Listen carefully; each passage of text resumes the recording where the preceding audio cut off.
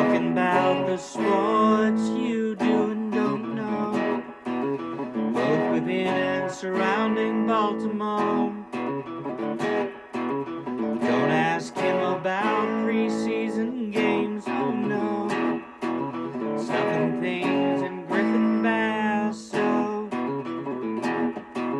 Despite it being on the internet, he can call it what he wants, so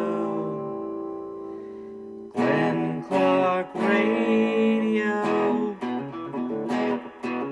Glenn Clark Radio. Glenn Clark Radio.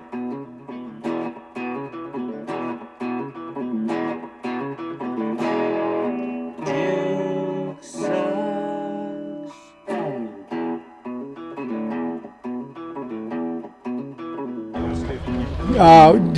Yeah, it's kind of a rest thing. I mean, the guys are dealing with different things from the game. Ronnie, those guys were held back today. Expect those guys out there tomorrow. We'll see, but should have those guys tomorrow. Lamar had an illness. He was kept home with a flu deal. The doc kept him home today, away from the guys, so that was what happened with that. It's a tale as old as time. Lamar Jackson's stomach in December. That was a flu deal. Right. A flu deal. Yeah. Also going to guess that he's the type that doesn't bother to get his flu shot. Like, that just kind of knowing what we know about Lamar. What is that supposed to mean? Well, a lot of guys that didn't seem like they were in a rush to get some other shots. I just feel like, and look, man, it's very common among athletes where they're like, you ain't doing that to me. Look, man, I got the flu shot one year and still got the flu. I believe that's not entirely uncommon. I think somebody told me that year it had like an 80% success rate. And so I was like, look at me, I beat the odds, you know. We've all been there. But a lot of times when we get the flu, we know. We're like, yeah, we screwed up. We just forgot. Like, you know, holiday season, lot going on. Right. Totally meant to get a flu shot. Forgot to. I don't know how we haven't gotten there with Lamar yet. Don't know where that conversation comes in about this happening in December. But for what it's worth, personal. I don't, you know. Would he have been practicing anyway? You know. Good morning. It is a Thursday edition of Glenn Clark Radio. I'm Glenn. He's Griffin. We have much to do on the program today. Coming up in just a few minutes, Patriots Play-by-Play voice, former Navy Play-by-Play voice, Bob Socci, will join us to preview Sunday night. Later on in the program, as he does every Thursday, our friend Patrick Stevens will join us. We'll talk Terps and Hoops. Maryland at Virginia on Saturday night, which in another world will be very exciting, and people will be looking forward to it. You're not going? No, I'm not. I thought we were making a drive down to Charlottesville. I used to go to Charlottesville every year when Maryland would play down there. It's a great drive. Because they're in the ACC. I was like, why would they play Virginia? Yeah, they played Virginia a lot, very frequently. When the new building opened up, it was great. In fact, Patrick and I drove to Charlottesville together a couple of times. There was a barbecue joint that Patrick loved, and I can't remember what the name of it was. Cookout?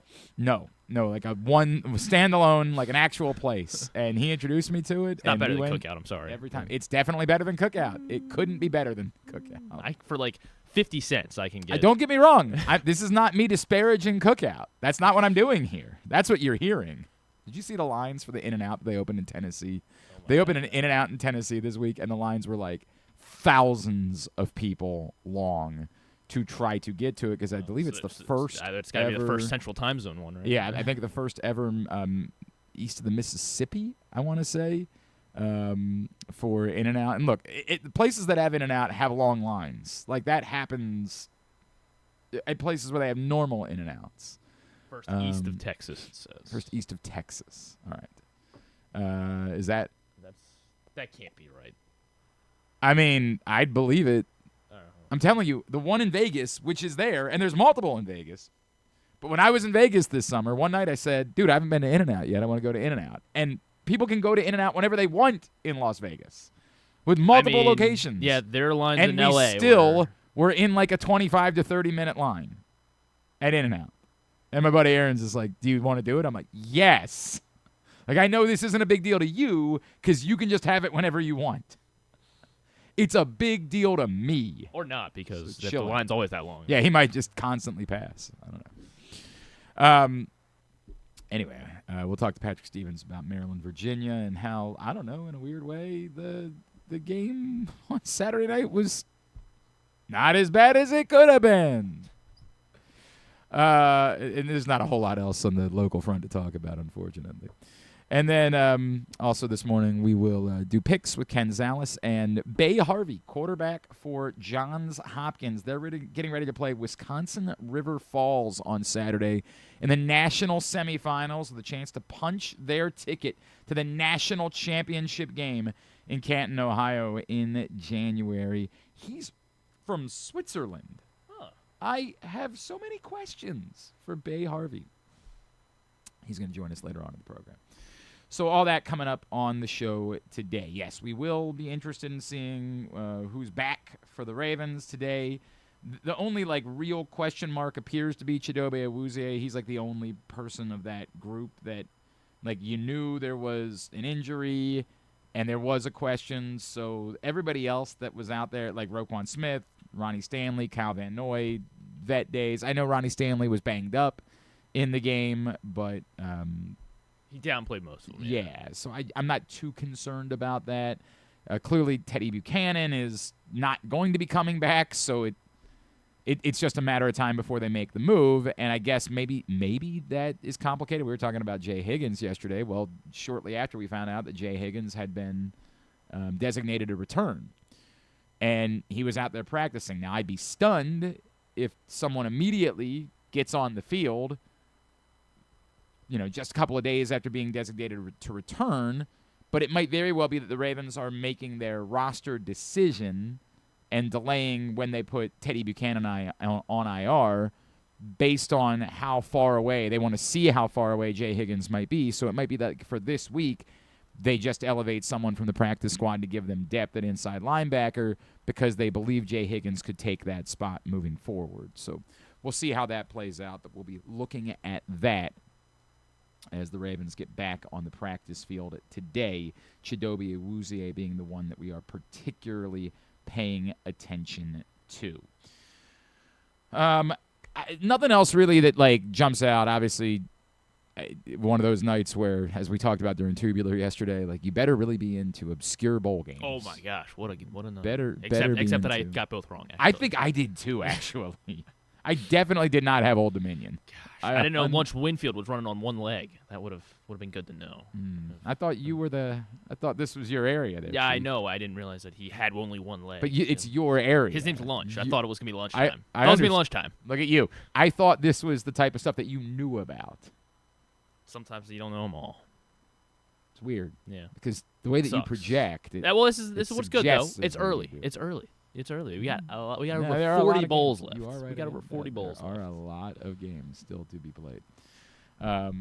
So, yeah, there wasn't a whole lot going on. The one kind of interesting note news-wise yesterday was that the Orioles, after we thought he was gone, and they certainly didn't use him to try to bring in his brother, but kind of strange, Albert Suarez is back. But he's back on a minor league deal, which is really interesting for two reasons. The first being that, I guess based on the injury and based on his history, I'm not stunned that that's the best that he could do in free agency. But I'm a little surprised, given the success he found in Baltimore, that Albert Suarez wasn't able to find a major league deal. Or I guess the question is, does he just like it in Baltimore so much that he was willing to do this? It was a little odd when that came across. The other part that's nice about it is there was a time where the Orioles would try to pitch you that, Albert Suarez was the move. It's really kind of nice that, it is a minor league deal. That it is them saying, we're not banking on Albert. We're not counting on him. We're just adding more arms into the mix. Now, they still have to get the top arms. They still have to make those moves to get the guys that they keep saying they're going to get, whether that be via free agency or via trade, as we continue to wait on that group of starting pitchers not named Dylan Cease to sign, so the dominoes start falling. They still need to do that. But it is really nice when Albert Suarez, who we like and who we think could be helpful, is on a minor league deal and isn't someone you're counting on, provided they go make the moves they still need to make. So it was just a really interesting thing that occurred yesterday. Ravens-Patriots, Sunday night here in Baltimore. It's a pleasure to welcome back to the program the voice of the New England Patriots and someone we remember from his time here in our backyard at Navy. He is Bob Socci, and he's back with us now here on GCR. Bob, it's Glenn in Baltimore. It's great to chat with you as always. Happy holidays. Thank you for taking the time for us. Hey, happy holidays, Glenn. It is nice to be with you, and it was nice to see Army-Navy back in Baltimore last week. And good to see the midshipmen, even better, pull out the win. That was a lot of fun. You know, we have a lot to talk about with the Patriots, but I'm sure, people ask you about it all the time. You know how much conversation there is about the future of the standalone spot for Army-Navy, and it's been kind of gross, some of the commentary from national pundits the last few weeks about this being a wasted weekend, things along those lines. How important is it to you? And I know you started before it was a standalone game, but how important is it to you that it stays in this spot and that people understand the significance and why we should maybe, as a country, be like okay with pausing other football for a moment to celebrate this game? Well, it is important to me, and I think it should stand alone. But, at the same time, I look at the landscape of college football, and you use the word gross with respect to the comments, or lack of respect, frankly, to the comments. And I agree with you totally that some people have made about Army-Navy, a lack of respect on their part. But, at the same time, both teams, both academies have gone into conference play. Conference championships, they loom as well, on the schedule potentially for each team. I remember when Navy played a conference championship game against Temple, and it really, I think, took something out of them before the Army-Navy game. And so I just, I do feel it belongs on a standalone Saturday all by itself in terms of college football. But I understand, the direction of college athletics, and it's professional athletics today. And, to me, I think the academies still are, in a lot of respects, at the Division I level, certainly, really the last bastion of any sense of, I don't even want to say amateurism, but that innocence that I think, even though it was never innocent, if that makes sense, that I think we associate with playing for the love of game and all of the things we appreciate the most about competition in college football, especially. But like I said, I would love to see it stand alone. I, over the course of time, have kind of grown immune to some of the comments that used to really get under my skin from people about Army-Navy, whether they disparage the quality of the play on the field, or the fact that, there's not an SEC game to watch that day, or to see, a Big Ten power play an SEC power in the playoffs, or, on that same Saturday. So I guess I've just kind of over the course of time come to accept that that's just the way it's going to be moving forward. Yeah, I understand that feeling, but I'm still going to yell about it because what the hell else am I going to do? Bob, the Patriots, obviously, a week ago, things did not go the way they wanted it to after building up a 21-0 lead. There are people around the country that believe that maybe this is proof that they're not quite there yet, that, for as good as they are, they're not quite ready. What do you make of that, having seen it firsthand? And we all know how good this Patriots team is, but was this maybe a hard lesson for them to learn as they try to grow back into being a group that can compete to win a Super Bowl? Yeah, Glenn, I think, maybe not being ready from the standpoint of the roster is not necessarily where they want it to be, and they are ahead of schedule. There's no doubt about that. You can't dispute the fact that, coming into the season, coming off 4-13 each of the last 2 years, and just considering the number of players they turned over, they did bring in a lot of free agents. And the free agent class has really paid off for them very well. But when you consider the number of rookies they've played and the number of newcomers overall who are on the roster. They turned over about half the roster. I think only the Browns have played more rookies this year. You can't, I think, make the case that the Patriots are on schedule. They're ahead of schedule for sure. So in some ways, it's I think easy to look at that loss against the Bills and say, you know what? It was the favorable schedule they had played to that point. They've beaten a lot of bad teams, particularly with bad quarterbacks, and that propelled them to that spot. But boy, when they had to win it, and they should have won it, having been ahead 21-0, they just didn't know how. But the way I look at that game is that the Bills didn't come back, by doing anything that wasn't, in my opinion, already established as an advantage for them going in.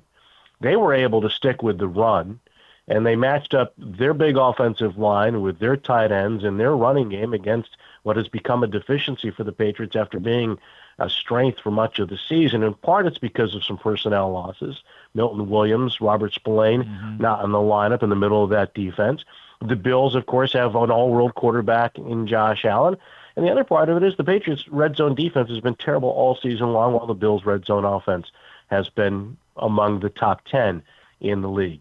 Now, you could look at as well the Patriots' failures offensively in the second half, and I think that's where you might say, okay, Drake Maye had the chance to seize the moment. I don't think it's only on Drake Maye. I think it was a combination of play calling and execution overall. I think it's a credit to Sean McDermott and some of the things that they did. The Patriots never saw the same look on second and third down from the Bills in that second half. McDermott's defenses at times, with the way they shifted post-snap, even confused Tom Brady at the height of his powers as a Patriot early in McDermott's tenure there in Buffalo. So I do look at it as a growing experience for the Patriots. I don't necessarily see it as an indictment of the Patriots, if that makes sense. I guess I was going to follow that by saying, is this then the next lesson is to see how they bounce back from going through something like that? Yeah, I think in part. I mean, but again, I think with the Ravens, you match up their strengths now. Another area the Patriots really struggled with the Bills, and it was not unexpected, the ability or inability to cover tight ends. So now you look at the Ravens and their running game and, their strength. And as well, if you move outside of Lamar Jackson, Derrick Henry, and that stable of backs, where do you go next? You go to the tight ends, probably. But they also have, obviously, a lot of speed at receiver as well. And I think more so than Buffalo has. Certainly Zay Flowers is a more dangerous receiver than anybody on the outside that Buffalo presented. So I think that it could very well be a case where this Sunday, the Patriots are trying to deal and overcome the same challenges they have to face that they faced in Buffalo and ultimately could not overcome from a defensive standpoint. Offensively, the Pats are going to have to be a lot better in the second half. I mean, they raced to that start. They've had a lot of explosive plays, but they haven't really had a lot of long, sustained offensive performances, meaning they've tailed off in the second half. Or sometimes they've had explosive plays but really haven't sustained drives, or they've been inconsistent in the red zone. And the way the Ravens defense is playing right now and how they're taking care of taking the ball away, the Patriots absolutely have to take care of the football in this game. He is Bob Socci, Patriots play-by-play voice. He's with us here on GCR. Bob, if you could you how did we get here, right? How did this happen that the Patriots became is it Vrabel? Is it the ascension of Drake Maye? Is it, to your point, stealth moves? How do you explain how this franchise has gotten back to this place as quickly as they were able to? Yeah, I think it's all of the above. I think you start with Vrabel, culture, coming in, a coach with an established track record in Tennessee. The Patriots turning over the roster, good free agent class.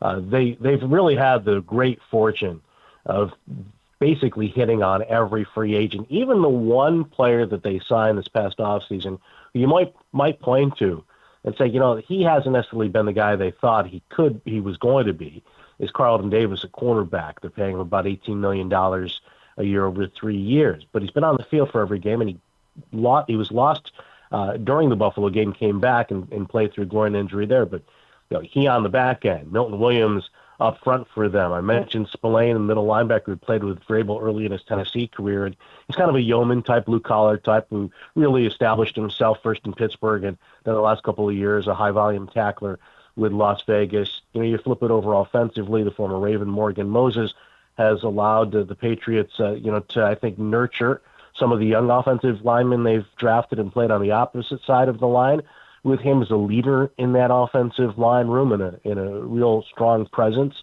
I think, for Drake Maye. Garrett Bradbury, the center, longtime starter for the Minnesota Vikings, very similar role for him with this team. And then the draft. Will Campbell, first round, though he's injured right now. Jared Wilson, a third-round pick. Those are two guys who've shored up the offensive line. And you look at Drake Maye, better offensive line in front of him after, a mishmash of players a year ago in a porous front, an offense under Josh McDaniels that he has grasped and grown in. And I think it's been really remarkable just how rapidly Drake Maye has grown, the way he's mastered some of the subtleties of quarterback play. And you watch him roll out now or move away from the pocket, 2 hands on the ball, moving up in the pocket, 2 hands on the ball, for the most part is exposed to leaving that ball exposed to defenders the way he did last year and early this season, leading to those strip sacks and whatnot, making better decisions as a quarterback overall. So I think you look at all the combination of things. Trey Van Henderson's impact, second-round pick, the running back out of Ohio State. Craig Woodson, a fourth-round pick. He's their leader in snaps as a safety. They've added players through free agency, the draft, who've helped them immediately. They've seen Drake Maye take these remarkable strides. Stephon Diggs has been, for the most part, until the last couple of weeks, far better than anybody could anticipate coming off a torn ACL last year. Now we got to see if that's going to continue, these final 3 games and into the playoffs as the Patriots get there. In the free agent group, obviously Stephon Diggs, someone we're quite familiar with around these parts, and I think someone who had maybe been, a little written off, and some of the stuff that goes with Stephon Diggs and his personality, his celebrity, people don't like, but someone that I've always been amazed by. How important has he been in what Drake Maye has done and what the Patriots have done this season?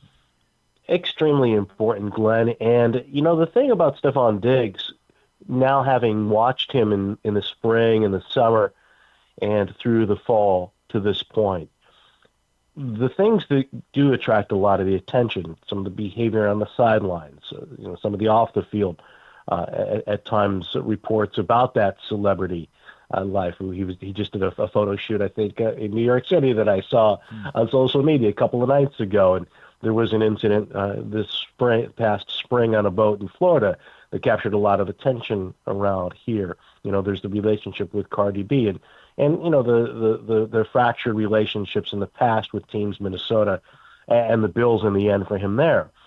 But you watch the way he prepares, the way he works, the way he runs his routes. You hear from teammates about his influence in the room, his football intellect when it comes to, the subtleties of the game, how to set up a defender, how not to flash your hands too early so the defensive back can make a play on the ball when he's out of phase. So many different ways Stephon Diggs has been a huge impact player for the Patriots. And then there's the hands themselves. He doesn't drop anything. He runs great routes, and for the most part this year, he hasn't been a downfield threat for Drake Maye and the Patriots, but he's been the go-to guy on third down. You look at the catch rate, the number of receptions that he's had, and then the ratio of those receptions compared to first downs. He's been instrumental in the Patriots' success this year and Drake Maye's success. Now, the productivity's been down the last few weeks, and this is the first time this past Wednesday we've heard from him, maybe since the summer, early summer, expressing some, sentiment that, has I think forced some in the talk radio circles here in Boston to start to, anticipate, this is where it's coming. This is when it's coming, because his usage has been a little sporadic in recent weeks. I think it's just the way the game plans have unfolded for the Patriots. But we'll see. Again, he's to this point, he's been a hugely positive player for the Patriots and Drake Maye especially. Give me the roadmap, right? Like when the Patriots are at their best, what does it look like, and what do they want this to look like on Sunday night to win in Baltimore? Well, they've got to figure out a way, obviously, to try to slow down the Ravens' running game, contain them in some way. They're not going to stop them.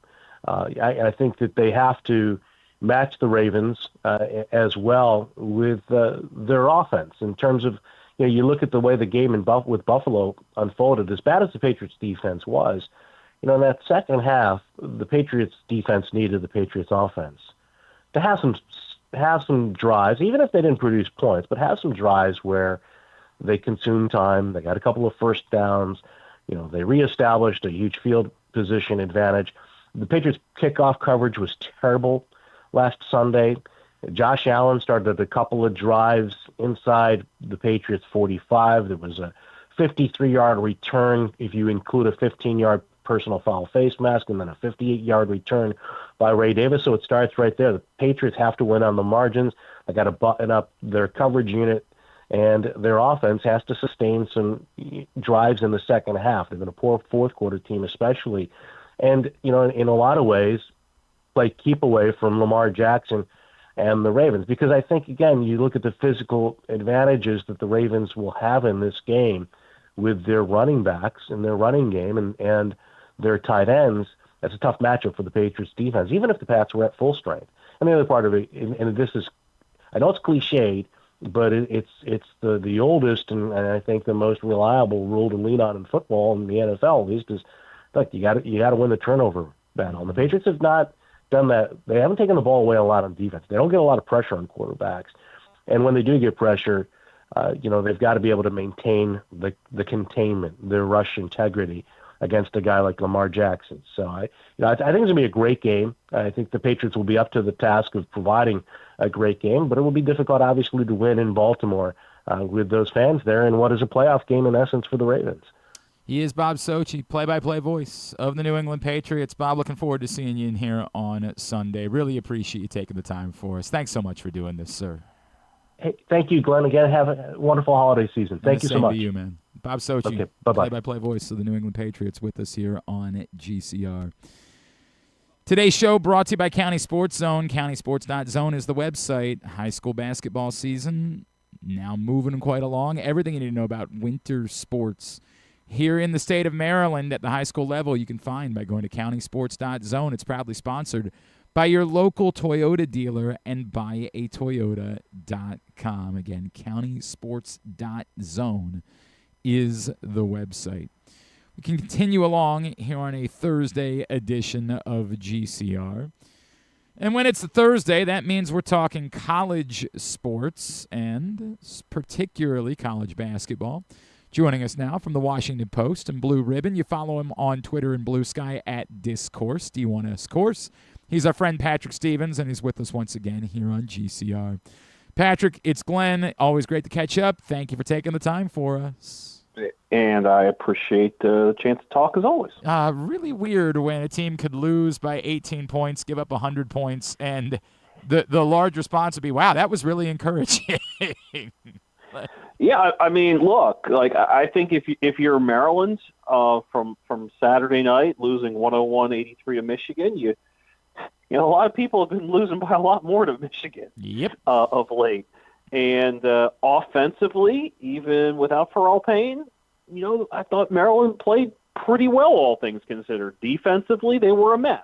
And some of that was because Michigan's just really skilled and talented and exceptional. And some of it's because they played the second half without Payne and almost the entire second half without Solomon Washington after he got his second technical foul. And it's not as if the first half defense was all that great to begin with. But I'd say putting up 83 without your best player against that team is really good. Now, it's sort of weird to me that you can make the case that Maryland's two best performances to date this year have come after Payne has gotten hurt in the middle of a game. Yeah, that's true. Being able to come back against Marquette, which was a really gutsy performance. And then the other night against Michigan, when all things considered, they frankly played about as well as you could have hoped they could have played. And I think part of the strategy against Michigan is you kind of have to hope that they don't make shots, and they made a lot of shots. Axel Landeborg made a lot of shots. But, I don't know how much encouragement you ultimately take from that because it's still a loss. Yep. You still have a long ways to go. You don't know what Payne's status is for the long term. But I would certainly say that they played better in that game than they did in any of their previous 4 losses. To your point, I would say that as you make a trip to Charlottesville on Saturday, besides maybe stopping off for some barbecue, the only thing I would think is if you have Pharrell Payne, I don't love your chances. If you don't have Pharrell Payne, this could be as ugly as a lot of them have been. Yeah, and I think you look at what Virginia's done in their first year under Ryan Odom, and they won at Texas, they beat Northwestern, beat Dayton on a neutral court, lost on a neutral court to Butler. So it's not the most overwhelming profile, but they've still been pretty darn good to this point. They're 9-1, and they're clearly further ahead under their first-year coach than Maryland is under its first-year coach. So this is a spot where they're probably staring at their 5th loss in 6 games in all likelihood on the road against the Cavaliers. But maybe there's something that you take away from that Michigan game. And Buzz Williams talked after the game about how they had been tweaking some things, adjusting some things, all that. I still think that's Virginia's game to win for sure. But maybe if you see a second performance in a row where things look a little bit better, particularly, I think at this point they would take a step forward on defense after having taken a step forward on offense last week. But that's a tough spot, and it basically ends what always looked like was going to be a brutal opening dozen or so games to this season. The argument that I've heard from a few people is that maybe at this point what Maryland should learn is just let the offense go through Diggy Coit and let him throw up shots and live and die that way because, as you pointed out a couple times, otherwise it's just try to get to the free throw line. That's kind of all you have. So, how viable is it, and I don't ask this sarcastically, how viable is it to go into Big Ten play essentially leaning on a 5'11" guard? It's a fair question. To do all that. Now, it's not as if Maryland hasn't had small guards in the recent past that have been really good.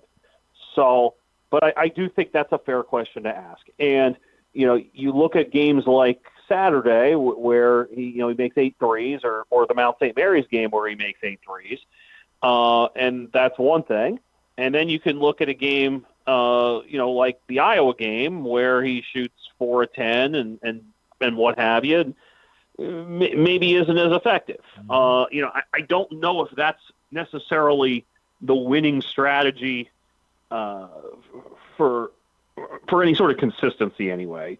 Does it mean that you probably will see something fun at times, like maybe once every 3 or 4 games? Right, you get it. Certainly. Yeah. I mean, 31-point games, 41-point games. Those are fun to watch. But I think the other question that kind of goes hand in hand with that is how much of this roster do you think is going to be back next season? And if you think none of it is going to be back, then why not? Just YOLO at that point. But if you think some of those guys are going to be back and are going to be pivotal pieces, I think you have to play the way that you envision that you want to play over the long haul, with at least to the standards, the sort of on-court behavioral standards. I'm not talking about whether you're committing technical fouls or something, but just in terms of are you making the right play, that kind of thing. I don't know if that's what you really want to do, but there are certainly probably going to be a couple more times this season where you see him come out and hit 3 threes in a row and go, well, you know what? It might just be a good idea to ride the hot hand. And it's his night. Yeah, that's a very fair point. Patrick Stevens with us here on GCR. Patrick, on the local front, not a whole lot to talk about just from a sheer games played standpoint. I know you were there for kind of a really brutal performance from UMBC on Friday night where they couldn't make a free throw. Towson, probably about what you expected from their trip down to Kansas. Yeah, starting with that UMBC game, they were, as you said, 6 of 16 at the foul line and lost by 3. So, it's not hard to draw some conclusions there that maybe if you could have just, made 70%, 60%, you might have been able to escape that game with a victory. And that was absolutely not the game I expected to see those two teams play. Two teams that certainly happy to take a lot of outside shots and what have you, and get games into the 70s and 80s. But Army gets away with a 63-60 victory. Not, in retrospect, not a good week for UMBC. Probably could have made it out of there 8-3, and instead, a little bit of bad officiating luck against Buffalo, and then just didn't play well against Army. There's simply no way around it. And like you said, Towson, I think you look at that game against Kansas, the final margin was 24. It was probably more like a 15, 16-point game most of the way. But I tell you what, if Tyler Tejada is going to go scoreless in the first half, you're probably not going to have much of a shot to win that game. They were just 3 of 24 from three.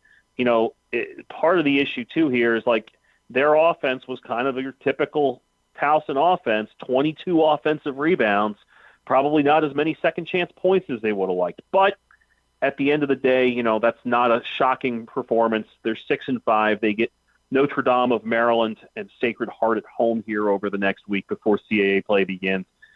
I'm not sure they're that much worse off right now than you would have thought they would be heading into league play. Probably feel like they left, I'd say, that James Madison game on the table down in Harrisonburg. But I'm not sure that any of the other losses are all that startling. I mean, the other ones are all against top 100 teams at this point per Ken Pop. So if you're Towson, you certainly got a test there. Didn't work out great. And I think now you just kind of hunker down and try to figure things out and get a couple wins before Christmas. On the national front, I know there were lots of big non-conference games, but I feel like maybe the place we should start is, do we need to talk about Nebraska? I think we kind of do have to talk about Nebraska, which might be the first time we've ever said that about in our lives, right? About Nebraska ball. That sounds it just sounds weird to say, but here they are. They're 11-0 overall. Remember, they won the college basketball crown tournament last year out in Vegas. So you have the nation's longest active winning streak at 15. They just got done a 7-day stretch where they just trounced Creighton by 21, got Wisconsin at home and demolished them by 30, and then knocked off Illinois right at the end, 83-80 on the road. Yeah. That's a team that looks like it's for real. And I wasn't so sure that they were going to be able to pull this off. I didn't think they would be terrible, but didn't think they'd be top half of the league. But so far, they've been good on both sides of the ball, and they're certainly extremely efficient on the inside, getting the masked kid back. I shouldn't say a kid, he's like 24 years old, but getting him back from injury, that certainly has helped them out. Certainly, I'm guilty of underestimating how valuable he was going to be for this team. And you look at them, they have North Dakota and New Hampshire at home to close out 2025. So a really good chance that they head into the new year with Michigan State at home on a Friday night at 13-0. And so, they are famously the one power conference team that's never won an NCAA tournament game. Well, maybe that ends this year. Maybe this is a team that has the ability to make a little noise and maybe stick around a little while in the NCAA tournament. It's a really fascinating. The other, I did think it was nice that the coach at Green Bay thinks that coaching college basketball should be a full-time job. Just a really, what a thought. It was interesting watching that video, and I could grant a little bit of grace when he first gets hired and says, I want to try to keep doing this. We can all sit here and say, that's really a full-time job that those people, those coaches are getting 6 or 7 figures for, and maybe it'd be a good idea not to do that. That feels like, and correct me if you think I'm wrong, but it feels like something that you might have been able to figure out while going 4-28 last year. Mm-hmm. That maybe that required a little bit more attention. Or even just the optics of it. Like, just the optics of it might have been up there. Even if you said, like, hey, it had nothing to do with the job, it don't look good. It doesn't look good, but you know what? Like, I mean, that's not. Let's try to come up with a way to say this that's not too scathing, right? it was an unconventional hire and not somebody that came up through the typical coaching situation, right? Mm-hmm. So what befuddles me is that a 4-28 season wouldn't prove that to you, but a 6-7 start would. Yeah, that's a great point. That is I mean, really they're. point. I'm not sitting here saying they're good, right? But they're not horrible. Yes, they've actually made progress, right? They have made real progress. He said this after they beat UC Santa Barbara, who is not a terrible team. Yeah. They beat UMass and Iona last month at a MTE. What would cause it to happen now? Beyond me. But I think it's safe to say that yes, it is a full-time job that should require your undivided attention. But I don't know how much of that clip that you watch, but he's still going to be doing his podcast. So don't worry. Of course, good. He's going to keep his hand in other stuff. Need those hot takes from Doug Gottlieb. Let's play our game. Can Patrick Stevens name the MLB player or the teams that this MLB player has played for or managed? And we'll begin with a manager. I admit I had forgotten one of these. Not someone who accomplished a ton. He was once manager of the year in the National League. 3 teams for Jim Tracy. Jim Tracy was that one takes me back. The Dodgers? Yes, of course. The Pirates? Yep. And the Rockies? Those are the 3 for Jim Tracy. I had forgotten about the Pirates in there somehow. Yeah, I understandable. Those 2000s, early 2010s Pirates teams were pretty forgettable. This one, we always end up with a ball buster for a few more teams, but I actually got 3 out of 4 on this one. Was once an All-Star, won a World Series, was the AL saves leader one year. 4 teams for Keith Folk. Keith Folk. Well, I think I can get the same 3 out of 4 that you got. Yeah. So he was definitely in Oakland. Mm-hmm. He was definitely a White Sox. Yep. And he was definitely a Red Sox. Those are the 3 that I got. He apparently started the 97 season somewhere before he ended up in Chicago. Okay, was he a Giant at the start? Oh, my God. How? How in the world? You should quit now. But this one's so easy, I don't have to worry about it. Hall of Famer, the 3 teams for the great Frank Thomas. For the great Frank Thomas, the White Sox, Toronto, and Oakland. There you go. You getting some games in before the holiday? Yeah, Navy and Coppin down in Annapolis tomorrow. And then Georgetown Xavier on Saturday in D.C. Loyola goes to George Mason, be over there in Fairfax on Sunday, and leaning towards Sacred Heart Towson Monday rather than fighting traffic to get to D.C. On Monday. I have a feeling the roads are going to be pretty unpleasant. Yeah, it's not early next week. I think you're probably right about that. So Towson has a nice 2:00 tip at Sacred Heart. Might I be seeing you over there? I'm working on. I just got to make sure that it's okay with the missus, but I'm working on having the boys over there for that one. So I think you might very well be seeing me over there on Monday afternoon. Very well. At Discourse, D1S Course, that's how you follow him on Twitter, and at Blue Sky, and, of course, Washington Post and Blue Ribbon, amongst other places. Patrick Stevens.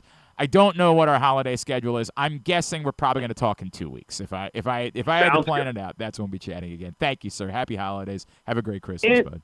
And to you as well. Take care. It's the great Patrick Stevens with us here on GCR. What are we doing here? We're breaking. Wonderful. When we come back in, Johns Hopkins is playing in the national semifinal on Saturday, trying to punch their ticket to the national championship game in D3 football. Their quarterback, Bay Harvey, joins us next. It's Glenn Clark Radio. The weather's getting cooler, so when you and your family are picking out a place to dine, be it lunch or dinner, let's make it nice and easy. Now, with 2 great locations, the Costas Inn remains your #1 destination. Whether you want to get steamed crabs and the full Costas menu out at the original location at 4100 North Point Boulevard, or sample the complete menu minus the steamed crabs at the new location above the grandstand at the Timonium Racetrack. Costas is your place to go. Check out the website, CostasInn.com, for a look at the menu, and if you want to plan that crab feast, call 410-477-1975. The Costas Inn. Get in the game with Volo Sports. With over 15 sports to choose from, join a league or grab a Volo membership for discounted play, free daily pickups, fitness classes, and exclusive events. But the best part? A portion of every league fee helps the Volo Kids Foundation provide free sports to over 5,000 kids across Baltimore City each year. Don't miss out. Early pricing for the winter season ends December 12th. Final registration deadline is January 15th. Sign up now at volosports.com/Baltimore. Gambling can be a fun and entertaining experience, but there are risks involved. If you're planning on betting on the game at the casino or on your phone or computer, know your limit, stay within it. Set a budget and a time to stop. Remember, gambling isn't a financial solution, and it doesn't mix well with alcohol or drugs. Know the risks and have a plan before you begin gambling. For free and confidential services, call 1-800-GAMBLER 24/7 or go to helpmygamblingproblem.org.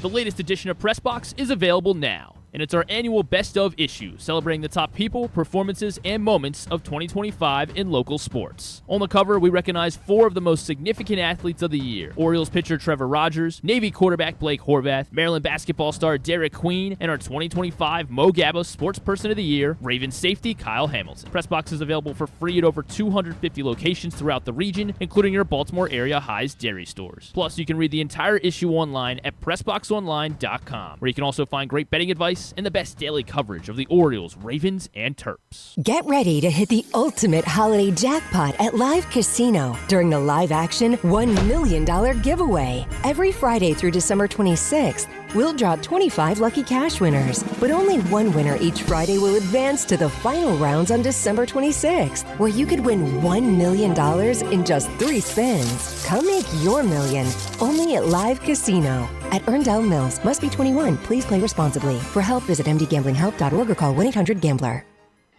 Contrary to what some people believe, I actually like this guy when he sleeps. Glenn Clark, talking sports. If you missed Stan the Fan Charles, Luke Jackson, and Jacob Calvin Meyer of the Baltimore Sun talking Pete Alonso and talking to Orioles earlier this week, find it, facebook.com/PressBoxSports, youtube.com/PressBoxOnline, or PressBoxOnline.com/video. As always, Stan's shows brought to you by the Costas Inn, and the new Costas Inn open and thriving at the Grandstand in Timonium. This might be the most interesting person we've ever had on this show. Johns Hopkins getting ready for a date with Wisconsin River Falls on Saturday in the national semifinals, trying to punch their ticket to the national championship game at the Hall of Fame in January. And our next guest is the quarterback of the Blue Jays. He's from Switzerland. His name is Bay. I have so many questions that I have for Bay Harvey, who's with us now here on GCR. Bay, it's Glenn. It's great to chat with you. Thank you for taking the time, and congratulations. Hey, Glenn. Thank you so much. I really appreciate you inviting me on the show, and excited to talk. I want to talk about this team and what you're doing, but I obviously have to talk to you about your background. Bay, how does a kid from Switzerland end up being the quarterback at Johns Hopkins? Can you explain your path to the sport, your path to America, all of it to me? Yeah, that's definitely a great question. So I was actually born in the U.S. in Rhode Island, and both my parents are American. But then we moved to Switzerland when I was 3. But at that age, I'd already been exposed a little to football, and obviously still having family in the U.S., we would come back, quite often for holiday time and all that. So always grew up with an affinity to the sport. Always loved it. I had 3 older brothers. I'd play with them in the backyard. But obviously in Switzerland, I grew up in a small sort of farming town / sort of family ski destination, and didn't play football very much until in around 8th grade. We found out there was a club football team. So that's really how I started playing organized football. And then from there, just stopped playing other sports, really wanted to hone in on football, and wanted to go play in the U.S., go play at the college level. So I actually got connected for one of my dad's old teammates from where he grew up in Ohio, a coach named Max Stevens, who had, played at University of Minnesota, went on to the NFL after that, and was coaching at Cleveland Heights High School, where, both the Kelsey brothers went back in the day. So I was able to get connected there, played one fall of high school football there, and those coaches do a great job, getting their players recruited. So Coach Max Stevens and Kahar Hicks really helped my name get out there, even though I was, just sort of thrown into the scene. And then I came on a visit to Hopkins, fell in love with the place from an academic perspective and athletics perspective, and have not looked back since. Well, I mean, tale as old as time, right? Like, when you say it that way, it's all really simple. Yeah. You get to Hopkins, and Hopkins has been a football power for some time, and you have the success. And then you get hurt, and you miss last year. Can you walk me through what that experience did for you, and maybe your appreciation for the game, and why it was that you wanted to come back for another year and maybe not have that be the final chapter of your career? Yeah, for sure. I think, it's definitely a humbling experience. And up until that point in my career, I'd never really been seriously hurt, at most maybe like a slight ankle sprain, but that didn't really hold me out of action. So, experiencing that, and also, I guess, gaining an appreciation for what other players have gone through, which was much more serious injuries. It really gives you perspective on, just battling through that kind of thing. And then also, when you see these pro guys come back from injury after injury, it really just is very impressive. But yeah, obviously, last year was my senior year. Was thinking, we'd go on one last run and sort of, have a storybook ending to the career. Obviously, that didn't end up happening with the injury happening in week 3 or 4. And, you battle back. I had some hope that I would be able to come back that year, but that ended up not coming to fruition. But then just being able to be along on that ride with that incredible 24 team, being able to support James Ranello as the new starter, and just going on a absolutely crazy ride to the semis last year, was both awesome, but also made me even more hungry to come back this year, to be able to, be on the field with the guys when it happened. So just, truly blessed, play with a great team, great coaches. So glad we're back in the semis this year. I was going to say, not having played in them, but having been a part of the team, and obviously so many guys that were, as you get back to the semifinals this year, what lessons do you feel like the group learned, and maybe even you, despite not being on the field, that have helped power you through this run through the NCAA playoffs and being back in the semifinals? Yeah, I think just not letting the moment be too big. I think last year I felt like every game was decided in the last couple minutes, and just proving to ourselves that we could keep our heads level in those situations and perform when it mattered most, and sort of knowing those end of game strategies and how to work, play the game clock correctly, call timeouts. I'm sure our coaches learned a lot, because I think we won a game in ways that are pretty much unheard of, honestly. Every game was like a field goal going off the upright or some kind of end of game crazy scenario. So I think that's definitely helped us throughout this year's playoffs, and also just not it is obviously biggest game of the year as you move on through the playoffs, but you don't want to treat it that differently. At the end of the day, it's still just going out there having fun. You can't let the moment get too big for you. Have you guys openly talked about no, we're here to win a national championship? I know in football there's always the mentality of you only think about the next game, but from the beginning of the season, has there been we had unfinished business, we believe that we can win a national championship mentality? Yeah, I think, as you said, in football, you're always, taking it week by week. That's the only guarantee you have is that next week, especially once you get to the playoffs. But I think in the back of everybody's mind, going as far as we did last year, you both know that, it can end before you want it to. As we said, we were in a lot of close games last year, and we could have easily come out on the other end of those. But we didn't. And yeah, I just think, knowing we can get there and knowing the team we have coming back this year, very experienced squad. I think in the back of everybody's minds, it was, we wanted to bring it as far as possible. And, we're at that stage where we can sort of take the next step as a program. So I think everybody's just really excited about the opportunity. And obviously playing really good football going into this, right? How good do you feel about, not just the offense, the entirety of the team and the rhythm that you've been, obviously other than one kind of blip on the radar at the end of the regular season. But how good do you feel about where this team is going into the national semifinals? I feel very good. I have tremendous confidence in our offense and our defense, our coaches. This is definitely, it's always hard to compare teams year to year, but this is, has to be one of the best teams I've ever been a part of. And it's, I'm just glad I can be along for the ride. I was last season was cut short, so I'm just tremendously grateful that I can be part of this team. Last year's semifinals, I remember, played in the snow. I was looking at the weather in River Falls, Wisconsin. I see that the low on Saturday is -1 degrees, which I think in Wisconsin they call like a nice summer day. But I don't think you guys are going to get that. I think it's going to be I don't know. I can't believe I'm going to say this. Actually looks kind of pleasant for what you might get in Wisconsin in December. As I see the weather's supposed to be around 26 degrees.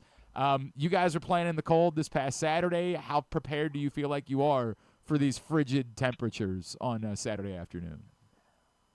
Yeah, I think actually practicing in the morning as we do is definitely very helpful. We get these cool temperatures in Baltimore in the mornings that are, 15, 20 degrees.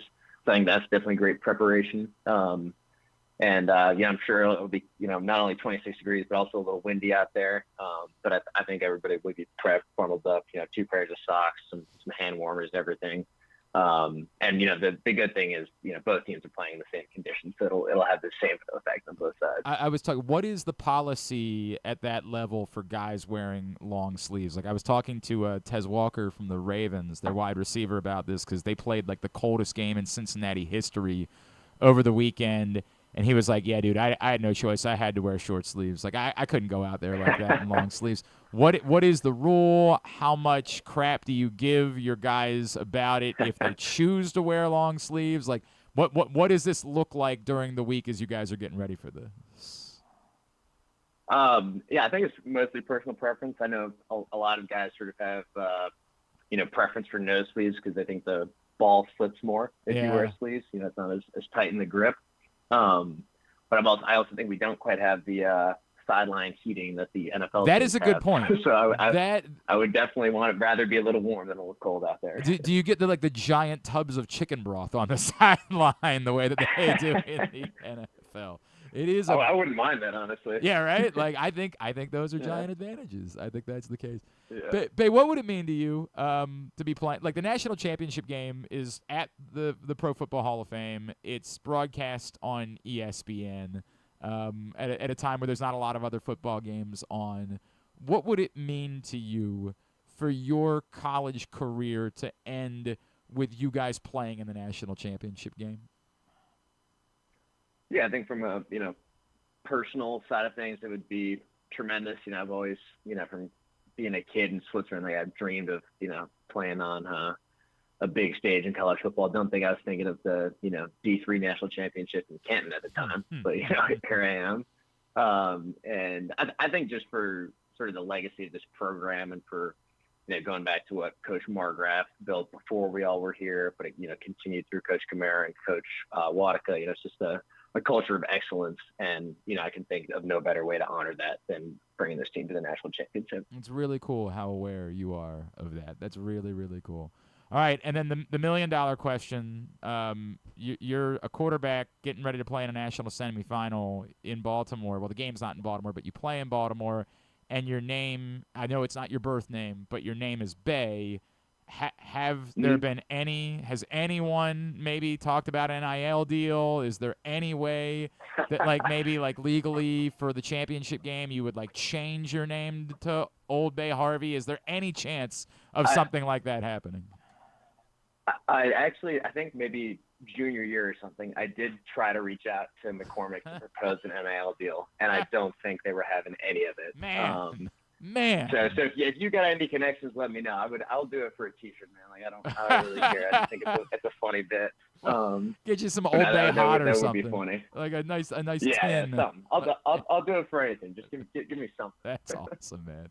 Hey, Bay, how can folks be giving you a follow on social media, either on Twitter, Instagram, anywhere like that? Instagram, just Bay-Harvey. Twitter, I think Bay Harvey 1. And don't really have anything else. That's about the extent of it. Hey, Bay, congratulations on everything that you've done through your career to this point. Really pulling for you guys on Saturday. and how special it would be to see you guys play for a national championship in a couple of weeks. Thank you for taking the time, and best of luck, all right? Thank you very much, Glenn. Really appreciate it. It's Bay Harvey, quarterback at Johns Hopkins. You know, that old story. Born in Rhode Island, moves to a ski resort in Switzerland, ends up coming back to play college football in Baltimore, playing for a national championship. You know, if I've heard it once, I've heard it a million times. You know, that's it. That's it. Good stuff, man. And again, that game will be on ESPN Plus this Saturday. So I know there's a college football playoff game going on at the same time, and a pretty big one. But Saturday at 1 o'clock from out in Wisconsin, Johns Hopkins taking on Wisconsin River Falls in the national semifinals, trying to punch their ticket to the national title game. We continue along here on a Thursday edition of GCR. Project Game Day returns this Sunday, immediately following Ravens-Patriots, so a late-night version of Project Game Day. The game might be tied in the fourth quarter, and this man will probably text me and say, "Can we start?" Myself, Rita. Is that what he does? Stetka, Griffin, former Ravens linebacker Tyus Bowser, and our friend Ken Zalis, who's with us now here on GCR. What's up, buddy? How are you? Do you want to start the postgame show now? Is that the reason why you hopped on the Zoom? I think that what you just said is absolutely a lie, because I have never waited till the fourth quarter. That's a good point. It's usually halftime or middle of the third. Yes, but particularly for a late night game. Particularly when it's 12:30 at night and they're getting their asses handed to them. Join us, PressBoxOnline.com/GameDay. It's all brought to you by 1-800-GAMBLER, HelpMyGamblingProblem.org, as well as the Costas Inn and Live Casino and Hotel. Happy Hanukkah, my friend. How's your week been? It's been a lovely week. Working in a school the week before Christmas break is like there's nothing like it in the world. Everything is on fire. Everything is on fire. There is no doubt about it. All right, here's where we're at. It was a boy. Oof. Boy. Wait, what are you guys talking about? Big week for Griffin. Yeah. Big week for Griffin last week. As an 8-1 week. Is that 2 weeks in a row for him, 8-1? No, he wasn't 8-1. No, that was you were 8-1 the previous week. Yeah, 2 weeks ago I think Ken and I both went 8-1. Did you both go 8-1? Did you also yeah. go 8-1? Yeah. So you go 8-1 and back to back? 8-1. No. I went 5-4 last week, but everyone else went like 3-6 or worse. Yeah. Gotcha. That's right. Sorry, that's what it was. My apologies. I did the math wrong. Yes, Griffin went 5-4 last week, but that was the high water mark. And because James Revere went 1-8, he separated by 4 games at the top of the table, which is a wild turn of events. Andrew Stetka, that's where the next drama is Andrew Stetka allowed to quit the league? Well, currently, he's 7 games back. I'm doing my part. And he's 7 games. He's dead in the middle. Remember, there's 2 scenarios by which we allow Stetka to quit the league. The first is if he wins. The second, if he spectacularly avoids losing. And at the moment, he can do neither thing. He's just stuck right there, dead in the middle. So that's not the case. And now some separation for our power bottom as well. Ken has gotten out of trouble. He's actually closer to the top of the table, or as close to the top of the table as he is to the bottom of the table. Our power bottom is Kyle Ottenheimer, who is 3 games clear of Paul Valley as the former producers very much struggling this season. It hasn't been great from your boy, but at least I'm not there. So, with all that said, it's time to make this week's picks, and we get 3 college football playoff games to start it off, and then 6 NFL games. Yes, that is correct. We'll start in the college area. We'll go to Friday night. Sorry, you need to talk into the microphone in order for us to be able to hear you. I forgot that people weren't watching us anymore. They were just looking at the standings. I do want people to see, though, that I am in first place. You are in first place, but we said that too. So. We're going to Norman, Oklahoma. We got the college game day beforehand, and the Sooners are home underdogs against Alabama and the Crimson Tide, who are ranked number 9 and laying a 1.5. This feels going to number 8. This feels stinky, doesn't it? Like it feels like they're begging you to pick Oklahoma, begging you, because Alabama limps to the finish line, doesn't look impressive at all against Auburn, and then gets throttled by Georgia. There's a lot of us would argue that of the three teams that the debate was about, like, Alabama would have been the one we would have been most okay with them leaving out of the college football playoff. That they're begging you to pick Oklahoma. I have to pick Alabama. I have no choice. Alabama. I have a choice, but I'm going to take Alabama as well because Oklahoma's really struggled to score. And by the way, I disagree with one thing. The committee got this 100% right. Of course it. Notre Dame didn't play anybody. I have no problem. Didn't beat anybody. I have blah, no blah, issue. blah, blah, blah. I have no issue with them leaving Notre Dame out. No problem with it whatsoever. But the Alabama argument had 3 losses. Who were their losses to? Georgia. Well, Florida State was really bad. That was a really bad loss. Georgia, Oklahoma, and Florida State. And so you would argue that they maybe had the worst loss of any of the teams that we're talking about. Yes. But I'm not the better win of any of them. Because they were the one team that beat Georgia, right? Yes. When it came, if Alabama was ahead of Miami, then this was no debate. But be that as it may, I think it's just funnier the other way. But yeah, I can't take Oklahoma. I don't trust their offense right now.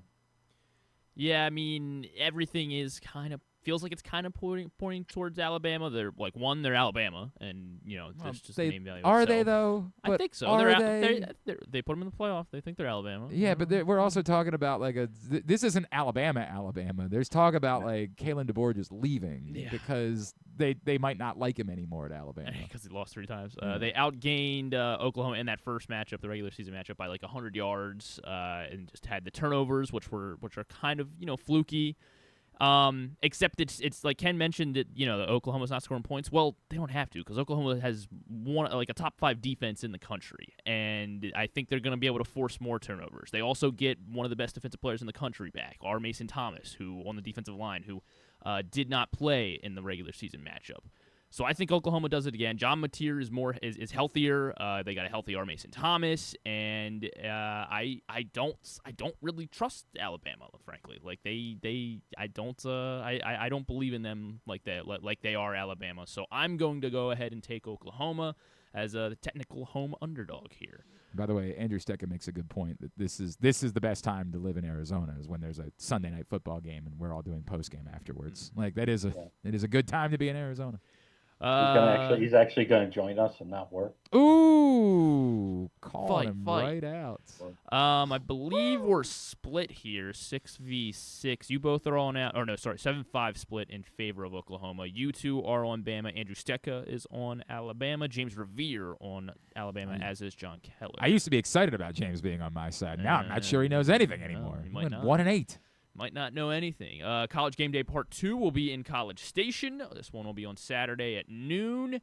Number 7 ranked Texas A&M Aggies hosting the number 10 ranked Miami Hurricanes, and A&M laying 3.5. Obviously, not overly impressed by what A&M did against Texas because they lost the game. And this is where it feels like the hook is the thing here, where you're like, is there a chance Miami could keep it close? Is there a chance Miami could win? And yeah, there's a chance Miami could win. So wouldn't you be crazy to not take the hook? But again, it feels like that's what they want you to do, and so I'm going Texas A&M.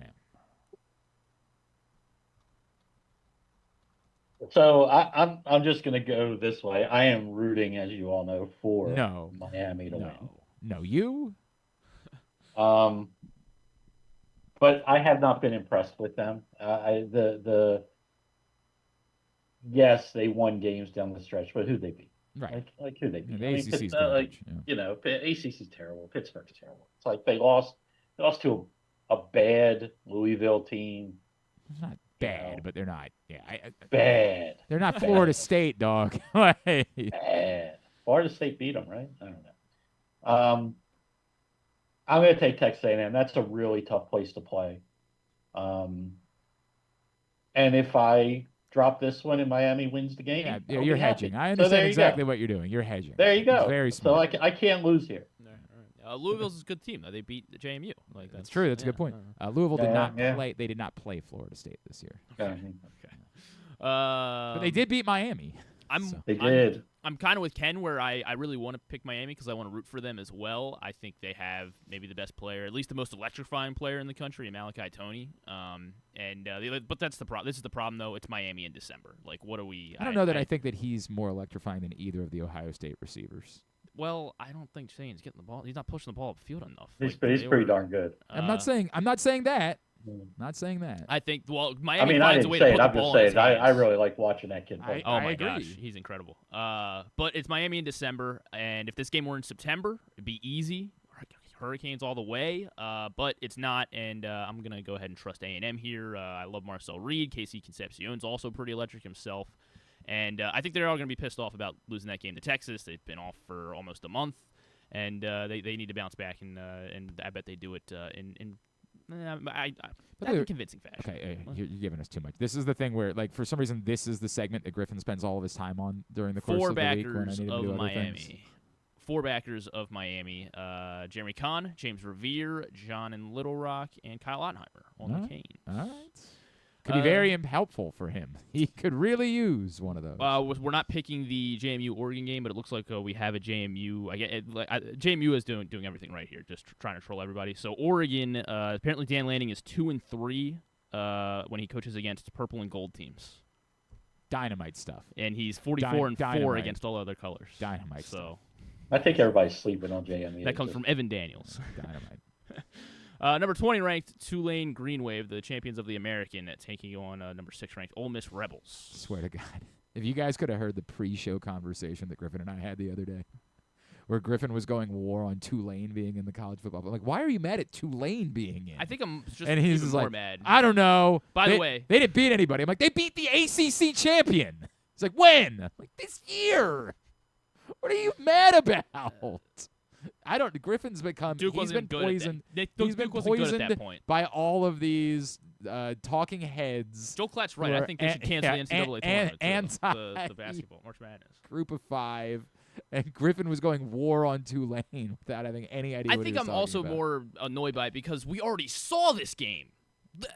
I'm telling you who I'm picking. I'm taking Ole Miss. I don't care. They could be laying 45. I'm taking Ole Miss. Ole Miss is going to win by 50. This game's on True TV, by the way. Go ahead, pick it. Well, it's also on TNT.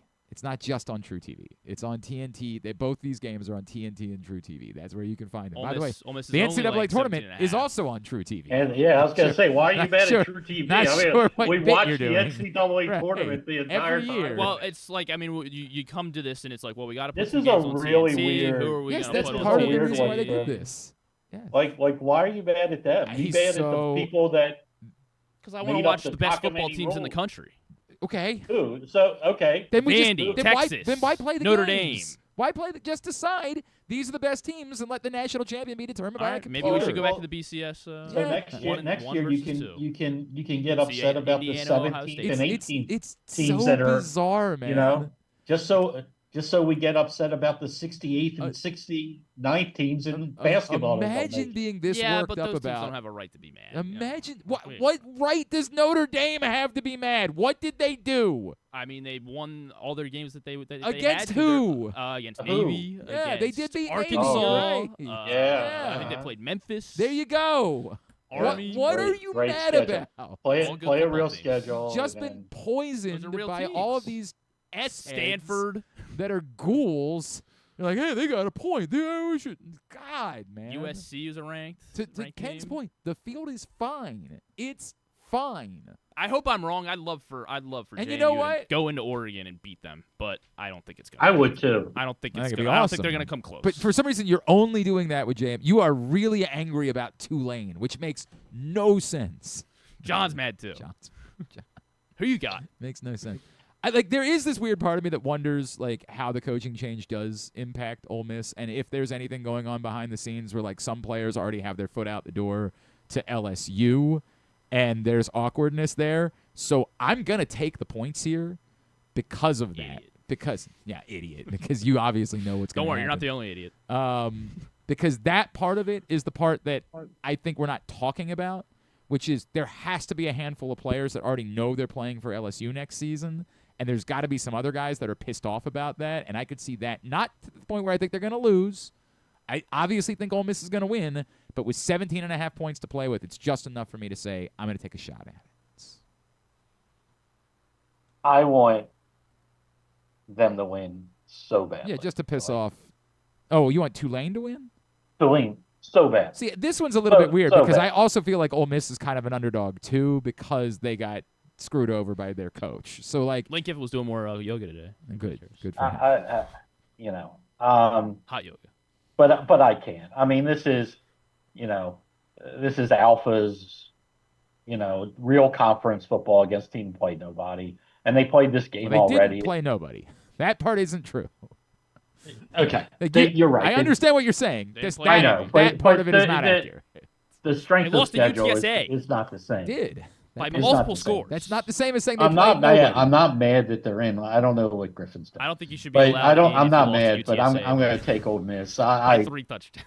I could see both of these games, this one and the Oregon game, getting out of hand. Of course you can. Of course. So I'm not going to.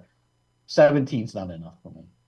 It does feel a little wrong going against Jake Retzloff, especially during Hanukkah. That's a good point. But I'm going to go ahead and lay. Also, don't know if Jake Retzloff's a great guy. Don't know if he's someone we should be celebrating. Did I not? You don't remember the circumstances by which he ended up at Tulane? Well, that's just 'cause I thought BYU was being weird about stuff. I don't look into it later. Well, allegations. Ken takes the free points. I take the free point as well. So does John in Little Rock and Paul Valley.